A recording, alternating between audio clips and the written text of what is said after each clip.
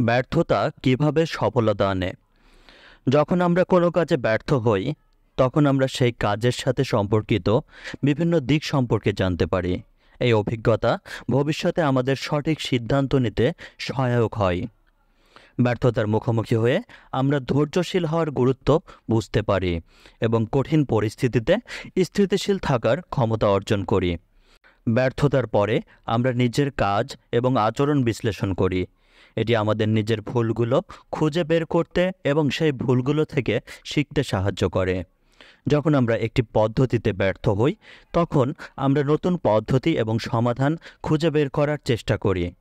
প্রতিবার ব্যর্থতার পর আমরা যখন পুনরায় চেষ্টা করি এবং সফল হই, তখন আমাদের আত্মবিশ্বাস বৃদ্ধি পায়। ব্যর্থতা আমাদের সাফল্যের মূল্যায়ন করতে শেখায়। যখন আমরা ব্যর্থতার পর সফল হই, তখন আমরা সেই সাফল্যের প্রকৃত মূল্য বুঝতে পারি এবং তা উপভোগ করতে পারি।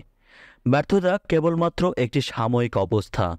এটি আমাদের জীবনের শেষ নয়, বরং এটি আমাদের শেখার এবং বেড়ে ওঠার একটি সুযোগ। ব্যর্থতা থেকে শেখা এবং তা থেকে উদ্ভাবনী ও ইতিবাচক পরিবর্তন আনা আমাদের জীবনের উন্নতির জন্য অত্যন্ত গুরুত্বপূর্ণ।